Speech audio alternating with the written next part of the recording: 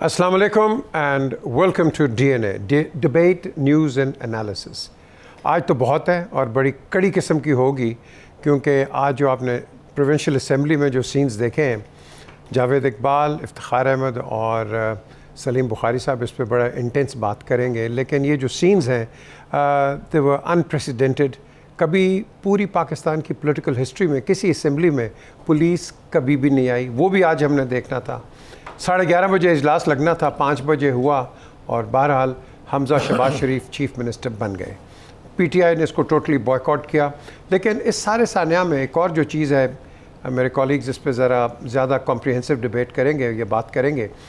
Deputy speaker को मार पड़ी, उसके बाद हमने देखा कि farmer deputy prime minister, former chief minister, farmer speaker, उनके साथ क्या हाल हुआ, उनको इंजर कर दिया, उनका हाथ तोड़ दिया। और ये हमने सारा दिन असेंबलीज़ के अंदर ये मछली मार्केट जो हम यूजुअली इंडियन पार्लियामेंट को कहते हैं कि ये वहाँ होता है, आज हम पाकिस्तान की पार्लियामेंट में भी हमने देखा।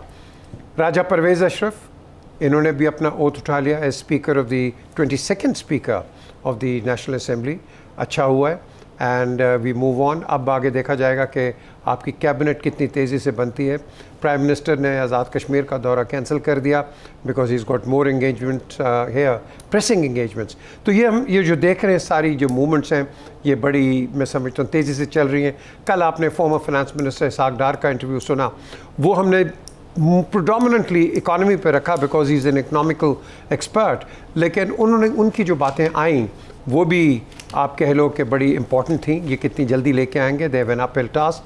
आज जलसा पार शो इमरान खान कराची में कर रहे हैं, ये कितना पावरफुल होता है, इसका इम्पैक्ट क्या है, रिपरकशंस क्या हैं, ये भी हम देखेंगे। लाहौर में हम देख रहे हैं कि obviously the markets are getting full, but at the end of the day decision आज जैसे चीफ मिनिस्टर का हुआ, प्राइम मिनिस्टर का हुआ, स्पीकर का हुआ, ये असेंबलीज़ में होता है, बाहर नहीं होता है। बाहर ज़रूर हर पार्टी का हक होता है, बिल्कुल दिखाए, they have their own right. Bukhari साहब, मैं आपसे शुरू करूंगा सारे इस नैरेटिव पे। जी बहुत शुक्रिया आपका। एक तासुर ये जा रहा है कि शायद पुलिस अपनी मर्ज़ी से घुस गई थी वहाँ असम्बली में। ऐसा बिल्कुल भी नहीं है। अगर आपको याद हो, पिछले 2-3 दिन की जो प्रोसीडिंग्स थी लाहौर हाई कोर्ट की, उसमें बिसाइड्स ये कि स्पीकर साहब, डिप्टी स्पीकर को हुक्म दिया गया था कि वो इंतखाब करवाएँ, इजलास मुनक़द करें। साथ ही साथ आईजी पुलिस, चीफ सेक्रेटरी और कमिश्नर को ये हदायत थी कि वो इंश्योर करेंगे कि ये बग़ैर किसी मदाखलत के ये इलेक्शन होगा, कोई रुकावट नहीं डालने दी जाएगी and full force should be used. तो ये तासुर नहीं होना चाहिए कि पुलिस शायद अपनी मर्ज़ी से घुस गई थी। पहली दफ़ा अगर अंदर के हालात ऐसे बना दिए जाएंगे तो फिर नई चीज़ें होंगी, और ये उसी सिलसिले की एक कड़ी थी। पहली बात तो ये है। दूसरी बात यह है कि जब पहले 2 दफ़ा कोशिश की गई है इजलास मुनक़्क़द कराने की, तब भी यही सूरत हाल थी कि दूसरी तरफ की पार्टी जो है थी, चौधरी परवेज़ लाई जिसके कैंडिडेट थे, तब भी उन्हें पता था कि उनके पास उतने नंबर नहीं है, नंबर गेम उनकी जो है वो वीक है। उसके बाद जब होटलों में लोग मुंतकिल हो गए और कहा गया लोगों को वहाँ दबाया हुआ, उस वक्त भी उन्हें पता था कि उनके पास लोग नहीं है। और आज जब इजलास शुरू हुआ उस वक्त भी ये वाज़े तौर पर, चूँकि सबसे पहले हुकूमती अरकान जो हैं वो असम्बली में आए थे, तो उनकी तादाद जो है वो 140 के करीब थी। तो ये तो बिल्कुल वाज़े नविश्ता दीवार था कि ये इंतखाब वो नहीं जीत सकते, और उसलिए ये कोशिश की गई कि यहाँ पर अगली सीन्स क्रिएट किए जाएँ। और जिस तरह के सीन सुबह के सेशन में, जिसमें डिप्टी स्पीकर की पिटाई हुई, उनके ऊपर हमला हुआ, उनके बाल नोचे गए, उनको ज़मीन पे गिरा के घूंसे मारे गए, ठुड्डे मारे गए, वो सारा मंजरनामा जो है उसका क्रेडिट जो है अनफॉर्चुनेटली चौधरी साहब पर जाएगा, जिनके ख़ानदान की एक बड़ी अच्छी रवायत है कि वो जमहूरी पसंद थे, वो पीसफुल लोग थे, वो ग्रेसफुल लोग थे। वो ग्रेस आज कहीं ना कहीं गुमी ज़रूर है। अब इसका कसूर उनका है या नहीं है, ये तो मैं जज नहीं हूँ, ना मैं तय कर सकता हूँ। लेकिन मुझे इतना एहसास भी है और तकलीफ़ भी है इस बात की कि चौधरी बरदरान जो हैं, वो उनकी पूरी फैमिली, उनकी फैमिली की हिस्ट्री, वो एक काबिल एहतराम, काबिल इज़्ज़त और वज़ादार लोग थे। वो वज़ादारी आज कहीं ना कहीं जो है वो ज़ाया हुई है। कौन इसका ज़िम्मेदार है, ये तो एसेस करना उनका काम है। लेकिन जो सबसे ज़्यादा डिस्क्रेडिट जिस शख्स को जाएगा, जिसकी वजह से आज ये सब कुछ हुआ, वो है सेक्रेटरी असम्बली, और उनका नाम है मोहम्मद खान भट्टी। अगर वो चाहते तो ये सारे अनरूली सीन जो हैं ये अवॉइड किए जा सकते थे। इतनी तादाद में लौटे कैसे गए, जबकि कोई भी रुकन जो है वो मुकम्मल स्कैनिंग के बगैर अंदर दाखिल नहीं हो सकता, कौन इसका ज़िम्मेदार है। तो ये वो सारी बातें हैं जिसकी वजह से ये मंजरनामा हमें देखने को मिला। Last but not the least के इलेक्शन जो है वो प्रोसेस मुकम्मल हो गया है। हमजा शहबाज जो हैं वो बन गए हैं चीफ मिनिस्टर, अपने बाप की तरह वो भी पंजाब जैसे बड़े सूबे के चीफ मिनिस्टर मुनक़द हुए हैं, यानी मुकर्रर हुए हैं। और मुझे इस बात की खुशी है कि उन्होंने कोई लफ्ज़ मिन्स किए बगैर अलीम खान साहब को और यानी जहांगीर तरीन साहब को और इंडिपेंडेंट्स को भी, और एक वो जो पार्टी थी रिलीजियस पार्टी, उसको भी बड़े खुले अंदाज में कॉम्प्लीमेंट किया है, उनका शुक्रिया अदा किया है। तो इसको उन्होंने करार दिया कि आज ये यूनाइटेड अपोजिशन थी। तो हमने इससे पहले ये मंजरनामा नेशनल असम्बली में देखा था, मगर खुदा का शुक्र ये है कि वहाँ बेटर सेंस प्रिवेल्ड और इस तरह की अगली सीन हमें क्यों जी इफ्तिखार साहब, आपका इस पे क्या टेक है? आई एग्री विद बुखारी साहब, और ये जो नए चीफ मिनिस्टर मुंतखब हुए हैं उन्होंने आज के सारे वाक़यात के लिए हाउस की कमेटी को रेफ़र करने का ऐलान भी कर दिया है। तो मैं समझता हूँ कि इसकी मुकम्मल इंक्वायरी होनी चाहिए, क्योंकि परवेज़ अली साहब ने एक ज़माने में जब ग़ुलाम हैदर वाई के ख़िलाफ़ vote of no confidence move हुआ था, तो परवेज़ अली साहब उन चंद एक दोस्तों में थे, परवेज़ अली साहब, जो गुस्से का इजहार भी कर रहे थे, लेकिन गुस्से का इजहार के अंदर ये बात उनके पेश नज़र थी कि कोई नुकसान ना हो जाए, कोई ऐसा इंसिडेंट ना हो जाए। आज वो खुद इसका शिकार हो गए। अफसोसनाक बात है। अब देखना ये है कि हमें जो रवायात हम लेके जा रहे हैं और जो हमारी नौजवान नस्ल देख रही है वो हमारे बारे में क्या कहेगी। मैं तो उससे खौफज़दा ज़्यादा होता हूँ, क्योंकि देखें पहले तो चीज़ें छुपी रहती थी। मसलन पर जिस दिन ग़ुलाम हैदर वाई के ख़िलाफ़ वोट ऑफ नो कॉन्फिडेंस हुआ, तो उस दिन जो असेंबली के अंदर हुआ वो तो कोई लाइव नहीं जा रहा था ना, और ना ही उसकी की फुटेज भी ऐसे होगी।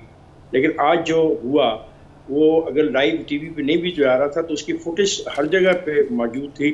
और मैं तो हैरान रह गया कि हमारे एक साबिक़ वफाकी वज़ीर ने बजाय सूरत हाल का जायज़ा लिया होता, उन्होंने एक और स्टेटमेंट जारी कर दिया। इस किस्म की सूरत हाल में फिर ये जो आइन है, जो आइन की बालादस्ती है, जो आइन के तहत जो अदारे हैं, और हम जो ये डेमोक्रेसी की बात करते हैं, इसको लपेटने की जो खेल नज़र आ रही है, जिसका आगाज़ पिछले महीने से शुरू हुआ। एक ख़त इनको मिला, उस ख़त को 20 दिन तक इन्होंने अपने पास संभाले रखा, फिर उसका सहारा लिया, फिर इन्होंने सुप्रीम कोर्ट का फ़ैसला मानने से इनकार किया। रात गुजरती जारी थी और हम लोग टीवी पर देख रहे थे क्या होने वाला है। आखिरी लम्हों में जाके एक फ़ैसला हुआ। उस फैसले को भी जिस तरीके से इन्होंने तस्लीम किया, अगले दिन उनका दूसरा आदमी आ गया, सूरी साहब आ गए। उन्होंने जो रवैया अख्तियार किया वो भी आपके सामने है कि एक आदमी को कहा कि आप प्रिजाइड करो और वोटिंग करवाओ। जब वोटिंग उसने करवा ली तो जब बिलावल भुट्टो तकरीर करने के लिए खड़े हुए तो भाग के अंदर वापस आ गए और बिलावल भुट्टो को तकरीर नहीं करने दी। और जाते जाते कुछ एक कागज़ पे कुछ दस्तखत हुए थे, उन सब पर अप्रूवल दे दी कि जी ठीक है मैं इनके इस्तीफ़े लेता हूँ, जिसको आज नए जो स्पीकर आए हैं उन्होंने चैलेंज कर दिया।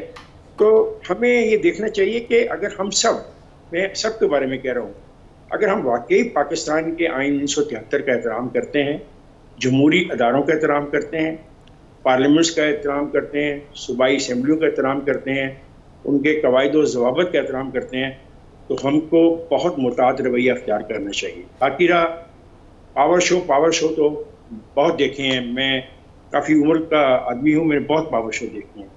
पावर शो सबसे बड़ा जिस पार्टी का था वो लाहौर ही में हुआ था, यादगार पाकिस्तान के जलसे में। तो उस पावर शो के बाद जो इलेक्शन हुआ था तो इसको लाहौर से कितनी नशस्तें मिल गई थी। पावर शो अपनी जगह ठीक है, उसमें पैसा लगता है, उसमें बहुत सारी चीज़ें लगती हैं। पावर शो कोई चीज़ नहीं। देखना यह है कि क्या आप जमहूरी अमल में यकीन रखते हैं, क्या आप अपनी शिकस्त को तस्लीम करने का हौसला रखते हैं। शिकस्त को तस्लीम करने का हौसला ही असली जमहूरियत है। क्यों जी Javed?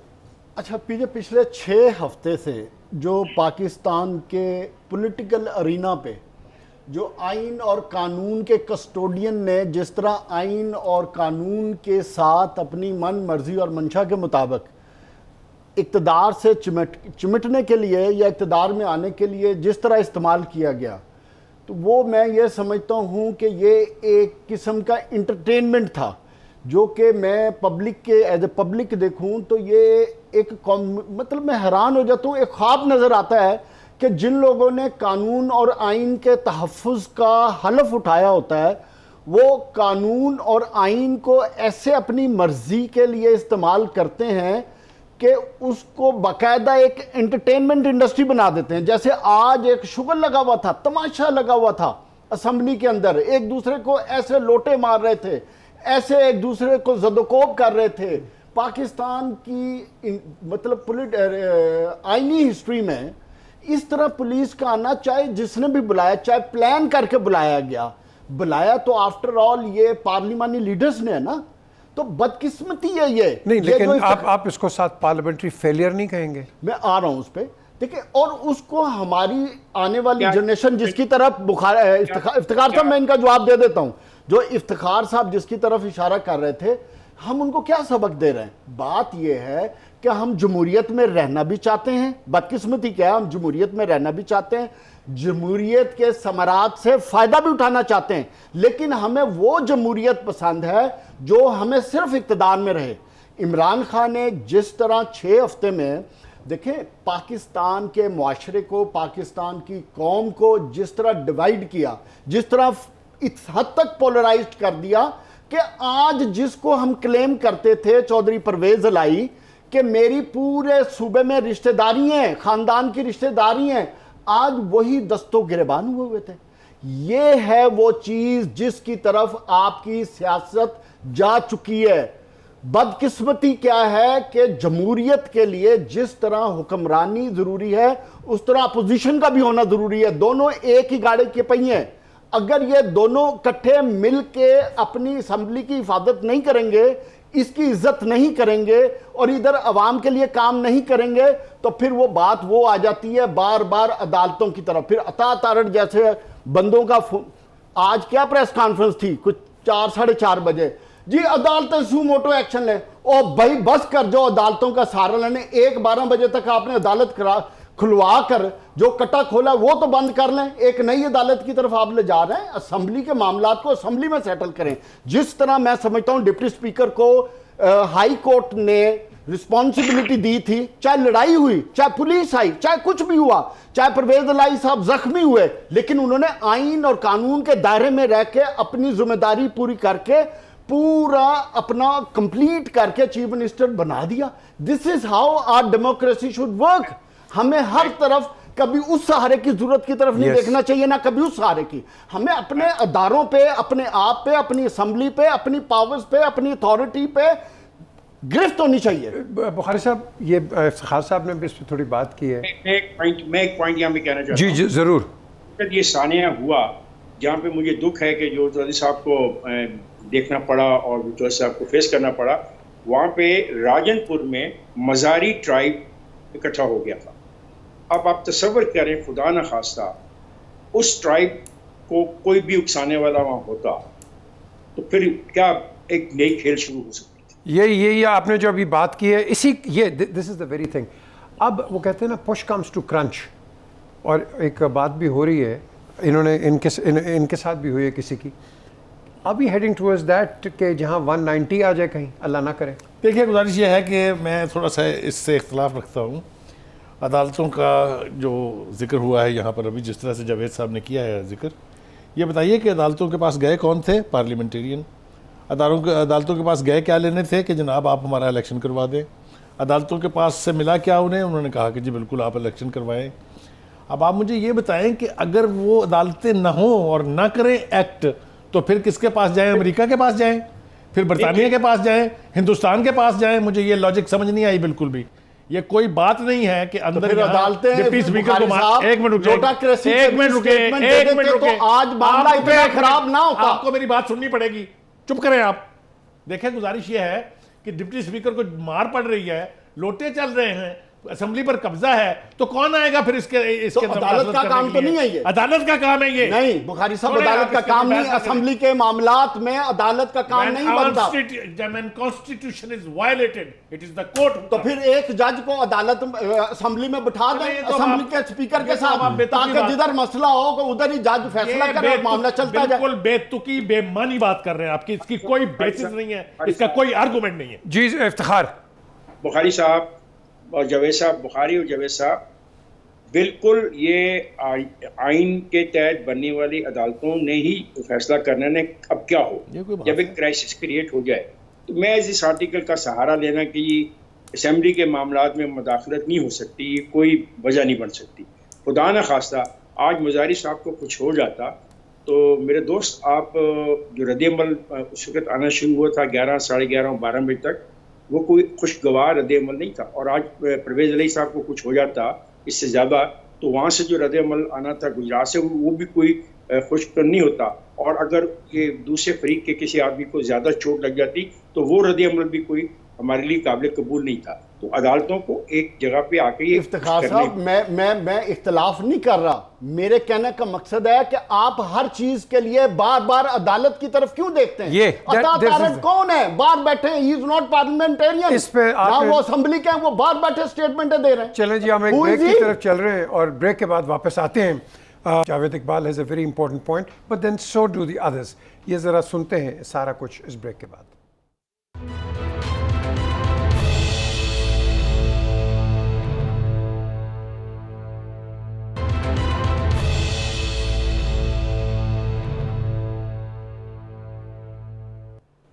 Welcome back to DNA. आज असेंबली में आपने जब देखा, और ये बाय द वे ये जो पहले इफ्तिखार साहब ने बात की है, आई टोटली एंडोर्स इट कि अगर मज़ारी को कुछ हो जाता, परवेज़ साहब को कुछ हो जाता, things would have really heated up. और जिस तरह मुनस आया था, आपने देख लिया उसको, देखो हर बेटा अपने बाप को प्रोटेक्ट करता है, That is natural. वो ये नेचुरल एक चीज़ है। So there is nothing wrong in that, but thank God things didn't get that serious. But Parvez sahab ने जो आज एक तकरीर की है, अंदर तकरीर क्या, एक माइक पे बोले कि अदालतों का कोई हक़ नहीं है नेशनल के असेंबलीज़ के अंदर, और हमारा कोई हक़ नहीं है उसके कोर्ट्स में अंदर जाके उनके कोई मुदाखलत करें या जो वो वर्किंग करें। तो जावेद भी यही कह रहे हैं, बट बुखारी साहब डजंट एग्री विद दैट। मैं इसमें थोड़ा सा आर्गूमेंट की इजाज़त दें मुझे, बल्कि मुझे अफसोस है, I am very sorry Javed, में आवाज़ ऊंची होगी मेरी आपके सामने। गुजारिश ये है कि दोनों सूरतों में, चाहे वो नेशनल असेंबली थी चाहे ये थी, पहले पार्लियामेंटेरियन गए हैं कोर्ट के पास, दोनों ने वहाँ से इंजेक्शन लिया है, वहाँ से ऑर्डर पास हुए हैं कि आप ये इलेक्शन कराएं। सो अगर अदालतों की मुदाखलत भी है तो उसके जिम्मेदार भी हमारे पार्लियामेंटेरियन है। बिल्कुल ठीक बात। And once they the courts issue orders, उसकी इम्प्लीमेंटेशन आईनी जिम्मेदारी है, चाहे वो असेंबली है, चाहे वो पार्लियामेंट है, चाहे वो नेशनल, जो भी है। जो बात जावेद कर रहे थे वो मैं उनसे इस हद तक इत्तफाक ज़रूर करता हूँ कि असेंबली का अपना एक मैकेनिज्म होता है, वहाँ सर्जेंट आर्म्स होते हैं, अगर कोई अनरूली सीन्स हैं उसको कंट्रोल करने के स्पीकर के पास पावर्स होती हैं। लेकिन यहाँ अनफॉर्चुनेट सिचुएशन ये थी कि डिप्टी स्पीकर और स्पीकर की ठनी हुई थी। अच्छा बुखारी साहब, इनका आपस में इख्तलाफ क्या है? इख्तलाफ इस बात पे है कि जिधर हम अदालतों को कहते हैं कि वो आइन की वजाहत के लिए, जिधर आइन की वजाहत तलब आ जाती है, जिधर 63 इफ्तिखार साहब एक छोटी सी बात है, फिर प्लीज काइंडली मेरी भी इसमें तस्हीह कर दीजिएगा कि अदालत को 63A पे वजाहत दे देनी चाहिए थी। आज जितनी मिसअंडरस्टैंडिंग हो रही है, कंफ्यूजन हो रही है, या पॉलिटिक्स हो रही है, या जिस तरह हम अपनी असम्बलियों का तमस्खर उतार रहे हैं, जिस तरह लोटे चल रहे हैं, अगर अदालतें उस पर भी अपना वर्डिक्ट दे देती, कोई लाइन सीधी कर देती, तो मैं समझता हूं कि क्लैरिटी आ जाती। तो शायद आज हमारी जमहूरियत, जिससे हमें खदशात आप महसूस कर रहे हैं, जिस तरह हमारी सोसाइटी या मुआशरा और इसके अलावा जमहूरी सोच रखने वाले और पॉलिटिशियंस जितने ज्यादा डिवाइड हो रहे हैं, तो मैं समझता हूं अगर वजाहत आ जाती तो ये फिर डिवीजन ना आती। मैं इसके ऊपर मैं थोड़ी सी एक वजाहत, थोड़ी दोनों ही शक्लों में आर्टिकल 63A चैलेंज हुआ है, सुप्रीम कोर्ट के पास पड़ा हुआ है, लेकिन इसके बावजूद सुप्रीम कोर्ट ने भी और लाहौर हाई कोर्ट ने भी ये कहा कि किसी को वोट देने से आप नहीं रोकेंगे। जो 63A की स्पिरिट है वो ये है कि वंस किसी पार्टी का रुकन अपने पार्टी के हेड की मर्जी के खिलाफ vote they, he ceases to be a member of the national assembly। ये सजा मौजूद है। अब इशू वहां पर सुप्रीम कोर्ट में यह है कि वो 5 साल के लिए डिस्क्वालीफाई है या लाइफ के लिए डिस्क्वालीफाई। लेकिन इफ्तिखार साहब, अगर एक आग लगने वाली है, आग लगने से पहले हमें उस चीज का सद्देबाब करना है या वेट करना चाहिए कि आग लग जाए उसके बाद हम फायर ब्रिगेड लाएंगे? इफ्तिखार साहब, you're an expert on this, please आप इसकी क्लैरिफिकेशन दें कि आज ये जो तीनों आप बात कर रहे हो, हिस्ट्री के अंदर तो ये कहा जाएगा कि नेशनल असेंबली के इलेक्शन सुप्रीम कोर्ट ने कराए और पंजाब असेंबली के इलेक्शंस हाई कोर्ट ने कराए। Will it not go into history? So what do we do ahead? आगे क्या करें हम? मैं आगे आप अपनी अकल का इस्तेमाल करें, आइन का एहतराम करें, आइन में जो तरीकाकार वोट ऑफ नो कॉन्फिडेंस का लिखा है उसको मान और अन तस्लीम करें और उसके रास्ते में जो चीज़ भी रुकावट आएगी उसका फैसला फिर अदालतें ही करेंगी। ठीक है, हमें अपने रवैये को देखना चाहिए। सो फिर आप आर्टिकल 69 की क्लैरिफिकेशन कैसे करें? 63A को निकाल देना फिर आप। नहीं मतलब देखें, इसका एक अनफॉर्चुनेट बात ये होगी कि बताना चाह रहे हैं जो भी पार्टी का था खिलाफी माफ, जो भी पार्टी ये समझेगी कि मैं हार रही हूँ वो फिर वहां यही तमाशा लगाएगी national assembly. This is the point. Look, gentlemen, the point is very simple. Respect the constitution. जो इक़्तिदार तुम्हें मिलता है, जो झंडे पे तुम्हारे वो लगता है ना फ्लैग, और जिसके तुम फायदे उठाते हो, वो आइन के ताबे मिलता है। और आइन में इख्तलाफ जो पैदा हो जाए किसी की पोजीशन के बारे में, तो आइन ने लिखा है कि उसको हटाने का तरीकाकार क्या है, और जब उस तरीक़ेकार के रास्ते में आप रुकावट बनेंगे तो फिर यही होगा कि अदालतें मुदाखलत करेंगी। ये नहीं हो सकता कि आप कह दें कि हम अपनी मनमानी करेंगे, चूंकि हम असेंबली के रुकन हैं तो हम अपनी मनमानी करेंगे। ऐसा नहीं हो सकता। अगर ऐसा होगा तो फिर ये फसाद बढ़ जाएगा। लेकिन इफ्तिखार साहब, एक सेकंड, इफ्तिखार साहब, ये आपकी बात in theory is absolutely great. आपकी हर हुकूमत एसआरओ पे, पीसीओ पे और आके ऑर्डिनेंसेस पे चलाते हैं। नहीं बैठा। I am talking about the events which are taking place in my country nowadays. Okay, what was in the past, what will come into the future, I am not concerned with it. क्यों जावेद? ये बात नहीं हो सकती कि हम फसाद को इतना वसी कर दें कि फर्ज करें अगर कौमी असेंबली में ये फैसला ना आया हो तो वहां पे फसाद हो जाता, झगड़ा हो जाता, अगले दिन असेंबली फिर मीट करती, फिर झगड़ा हो जाता, उससे अगले दिन असेंबली फिर मीट करती या असेंबली मीट ही ना करती, और स्पीकर अपनी मर्जी के मुताबिक उतना ही एक फैसला कर जाता, गैर मुइना अरसे के लिए असेंबली को सस्पेंड कर देता। फिर क्या करते? चले जी, ये कम एक ब्रेक की तरफ जा रहे हैं। Javed, please come back, continue this just after this short break.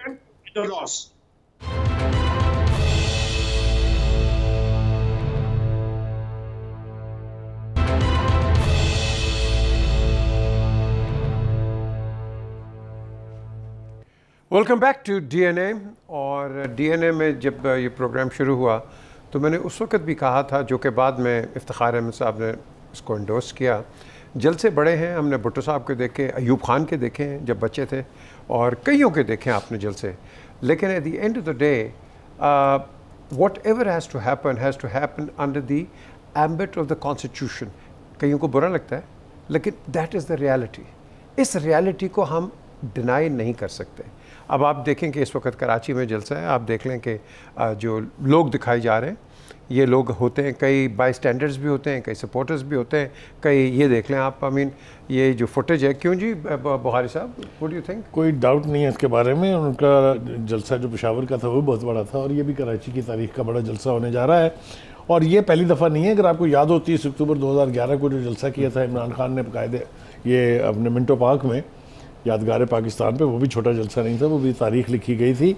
लेकिन अनफॉर्चुनेट बात यह है कि जलसों की तादाद जो है ये कभी भी ट्रांसलेट नहीं होती इन टर्म ऑफ वोट और एट द बैलेट।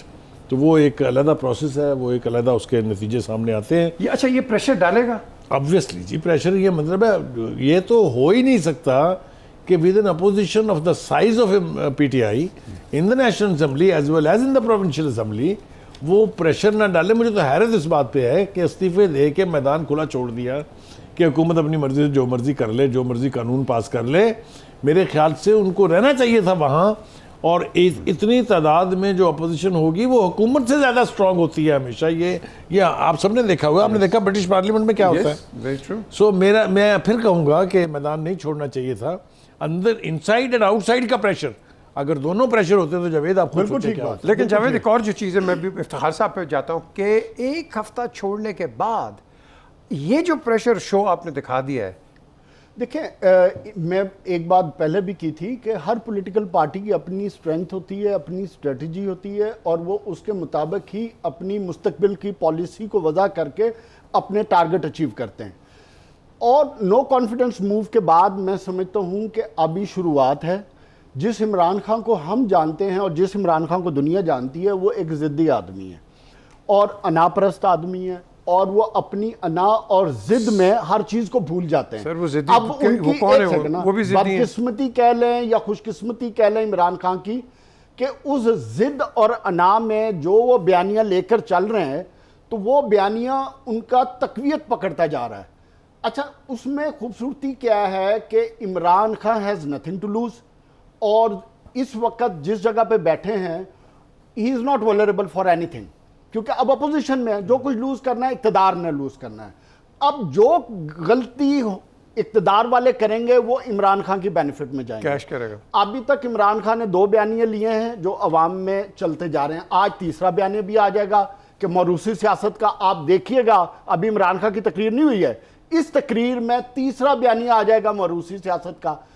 ये आप इसको जो भी रंग दे लें, इमरान खान का रंग और उसकी सियासत आने वाले वक्त में मुझे पाकिस्तान के पॉलिटिकल सीन पर और तेज़ और गंभीर होती नज़र आ रही है, जिससे पाकिस्तान की सियासत में हलचल रहेगी। और अगर मैं इनके बयानात को देखूं तो बार बार एक पॉइंट पे बात कर रहे हैं कि हम आपसे प्यार से रिक्वेस्ट कर रहे हैं कि आप इलेक्शन करवा लें, वरना हमारे पास और ऑप्शन है। तो कहने की बात यह है, Imran Khan in between the lines, in between the line, जो इमरान खान कहता था कि जब मैं सड़कों पर आऊंगा तो मैं और खतरनाक हो जाऊंगा, तो अब वो खतरनाक की तरफ जा रहे क्यों हैं। जी? इफ्तिखार साहब, फिर कितने खतरनाक हैं? और उसके अलावा ये एक जावेद एक इंडिकेटर भी थोड़ा सा दिया था, ये इंडिकेटर क्या ब्लिंक कर रहा है कि नहीं इस वक्त?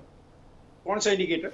कि जी शायद कोई थर्ड फोर्स ना आ जाए। आज सारे नेशनल टेलीविजन पे यही डिबेट हुई है। जो लोग ऐसी बात करते हैं वो आइन की वायलेशन कर रहे हैं, और कुछ लोगों को उकसा रहे हैं कि आइन की वायलेशन करने के लिए उनकी हाँ में हाँ मिलाई है। नंबर 1। नंबर 2, इमरान खान लाहौर के जलसे के बाद कुछ दिन आराम करेंगे, और फिर पूरे सिस्टम को पैक करवाने के लिए उन्होंने प्लान ये किया है कि वो एक लॉन्ग मार्च करेंगे ताकि सिस्टम पैक हो जाए। ये है मोहब्बत उनकी इस आइन से, ये है उनकी वफादारी इस आइन से जिसका उन्होंने हलफ उठाया। और वो लोग जो उनके साथ चिपक के चल रहे हैं, ये है उनका सारा का सारा प्रोग्राम।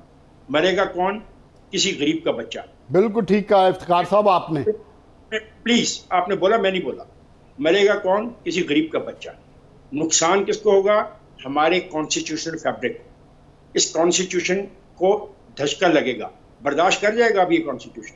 अगर कॉन्स्टिट्यूशन ने वो रात बर्दाश्त कर रही है ना, जो आप सब ने देखी टीवी स्क्रीनों पे, ये इंशाल्लाह ये कॉन्स्टिट्यूशन और इसका दिफा करने वाले पार्लियामेंट और दूसरे अदारे इसको बचा पाएंगे। और ये जो खेल शुरू की जा रही है, इसको कामयाब नहीं होने दिया जाएगा। पाकिस्तान के पास जो एटमी तवानाई है, उस पर कोई कंप्रोमाइज़ नहीं चलेगा। और जो ये खेल खेलना चाह रहे हैं, उनको ये समझ आनी चाहिए कि उनका भी मुल्क है और बाकी पाकिस्तानियों का।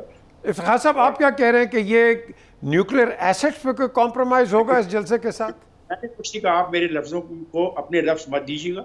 नहीं, मैं आपने जो बात की है मैंने वही आपसे आगे रीइंफोर्स करवाई है। एक न्यूक्लियर स्टेट है, क्या होता है? एक स्टेट की तबाही की क्या रिक्वायरमेंट्स होती हैं? उसके अदारे मफलूज हो जाएं, उसकी सड़कों पे झगड़े हो रहे हों, उनके दरमियान फसादात शुरू हो जाएं, गवर्नमेंट का निज़ाम जो कोलैप्स कर जाए, यही तो होती है। और उसके बाद फिर क्या चीज़ें एट स्टेक होती हैं जी? और ये सारी फिजा को बनाने के लिए ये चीज़ें रिक्वायर है ना, जो आप देख रहे हैं। जी बिल्कुल सही कह रहे हैं आप इफ्तिखार साहब, लेकिन अच्छा, सुप्रीम कोर्ट पे हमला हुआ था, वो भी तो बर्दाश्त हुआ था ना। प्लीज, हम ये मुझे समझ नहीं आती है, आप 1954 को 2022 में क्यों लाना चाहते हैं? ये आपका फलसफा होगा। सर मेरा 90s था सर, 90s। चले हम अच्छा, एक ब्रेक की तरफ चले एक तो लाइन कह ब्रेक दूं, खत्म देखें हो गया। 2022 में जो इफ्तिखार साहब बात कर रहे हैं, हम उस डायरेक्शन में चलना शुरू हो गए। एक ब्रेक की तरफ चल रहे हैं जी, ब्रेक के पास आते हैं and will continue and conclude the final segment. हमारे साथ रहिए।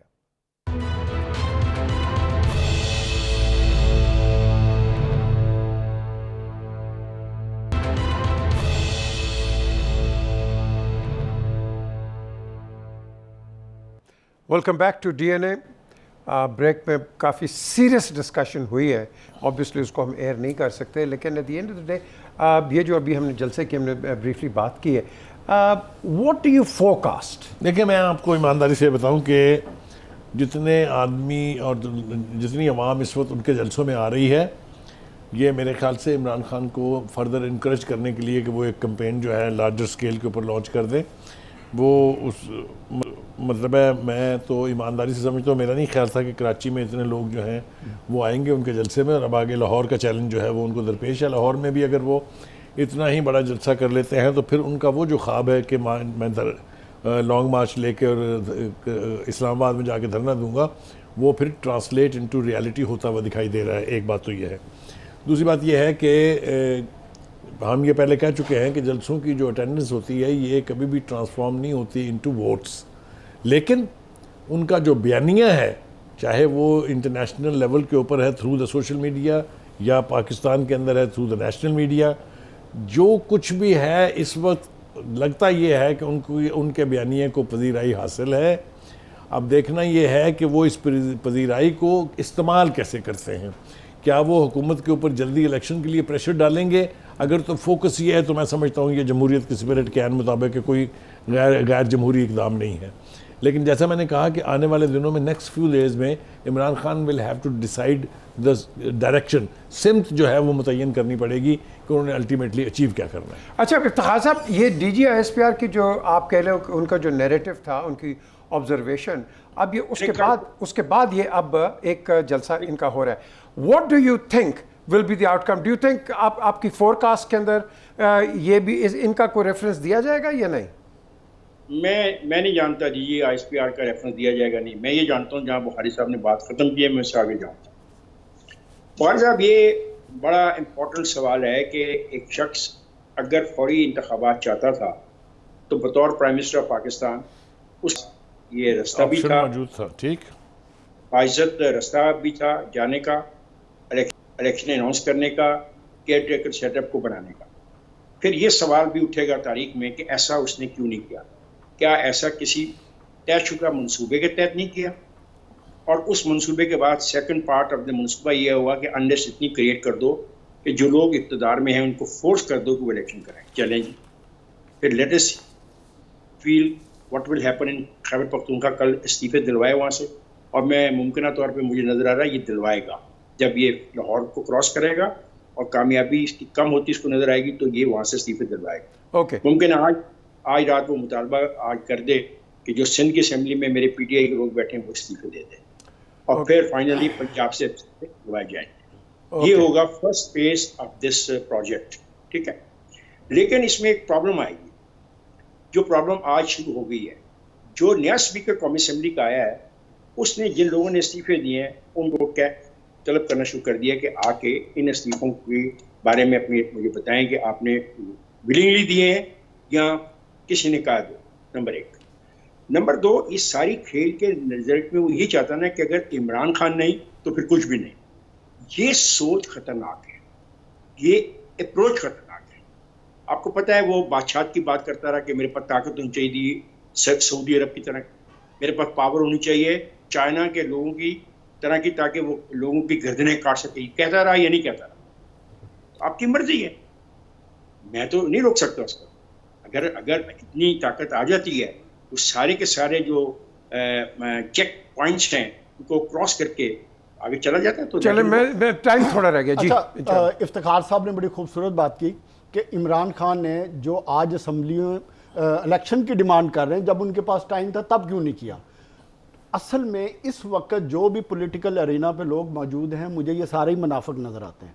क्योंकि जो इस वक्त हुकूमत में लोग हैं, 2018 की असम्बली को इन्होंने जाली कहा, इसके वोट को जाली कहा, इसके मैंडेट को जाली कहा, और उन्होंने कहा कि हम असम्बली को नहीं मानते। और आज उसी असम्बली में बैठे हैं, उसी असम्बली में प्राइम मिनिस्टर हैं, उसी असम्बली में चीफ मिनिस्टर हैं। तो कहने का मकसद है, ना इमरान खान ठीक है ना ये ठीक है। बात यह है कि ये दोनों ही अवाम के साथ अपने इक़्तिदार के लिए अपनी अपनी सियासत कर रहे हैं और मुआशरे को फर्दर पोलराइज्ड कर रहे हैं, पॉलिटिक्स को पोलराइज्ड कर रहे हैं। और जो इफ्तिखार साहब ने बात की, 100% इमरान खान को ना सिस्टम अच्छा मिला, ना लोग अच्छे मिले, ना हुकूमत अच्छी मिली, ना अवाम हत्ता के अच्छे मिले। इसलिए मैं ये समझता हूं कि मुआशरे को फर्दर डिवाइड होने की बजाय उसको बचाएं। इन तमाम लोगों को एक बैठना चाहिए, बैठ के कोई रास्ता डिफाइन करें जो जमहूरियत की खिदमत है, और वही जमहूरियत है। 1 मिनट, मुझे जरा पैलेस्टाइन पे थोड़ा सा अपना इनपुट दे दें। What is happening? देखिए, बहुत ही अनफॉर्चुनेट बात है, और हमारी हुकूमत ने खैर इसको कंडेम तो किया है, प्राइम मिनिस्टर साहब ने, लेकिन मेरे ख्याल से उस स्ट्रांगली वर्डेड रिएक्शन हमारा होना चाहिए था। इसलिए कि इजराइल जो कुछ भी कर रहा है, आपको याद होना चाहिए कि फ़लस्तीन में एक गोली चलती थी तो पाकिस्तान की सड़कें उबल आती थी। ये आपने देखा हुआ है, चाहे गैर मुमालिक में पाकिस्तानी होते थे, वो एम्बेसियों के सामने जाके खड़े हो जाते थे इसराइल की। वो उसमें कमी नहीं आनी चाहिए, इसलिए कि जुल्म मुसलमान पर, चाहे पाकिस्तान में हो, चाहे फ़लस्तीन में हो, चाहे इराक़ में हो, चाहे अफ़गानिस्तान में हो, तमाम मुस्लिम उम्मा को एक आवाज़ हो कि उसके ऊपर आवाज़ उठानी चाहिए। आज फिर मैं इस फोरम से ये मुतालबा करता हूँ कि OIC खुदा के लिए अब आप वेस्ट की तरफ देखना छोड़ दें। वैसे तो आप अपनी मजबूरी की वजह से अब छोड़ ही रहे हैं देखना, लेकिन for the sake of the Muslims being killed ruthlessly by the Jews, और by sorry not by the Jews, by the Zionists, उसको रोकने के लिए every Muslim has a responsibility and we must deliver that. चलिए जी, programme का वक्त ख़त्म हो रहा है, and thank you very much. A good debate, healthy debate, और एग्री टू डिसएग्री, बिकॉज उसके अंदर भी आपको कुछ ना कुछ शवायद ऐसे मिलते हैं जिसके अंदर we can continue talking and hope. जिस तरह इफ्तिखार बात करते हैं, we have to move on and see how we improvise our political system. इन्होंने पैलेस्टाइन की बात की है ब्रीफली। हम जब पैलेस्टाइन की बात करते हैं तो बुखारी साहब, इन OIC वालों को चाहिए कश्मीर के ऊपर भी बात करें। मैंने तो सबसे पहले अपने घर की भी बात करनी है, जिस तरह ये इफ्तिखार बात करते हैं। मेरा घर कश्मीर है, कश्मीर पे OIC has to stand with Pakistan and fight its case. ये दुनिया की सबसे लॉन्गिंग सर्वाइविंग पॉलिटिकल कॉन्फ्लिक्ट है, और अभी तक नथिंग इज़ हैपेंड। कल आपसे दोबारा 8 बजे मिलेंगे। Until then, look after yourself and please look after the interest of Pakistan. Khuda Hafiz.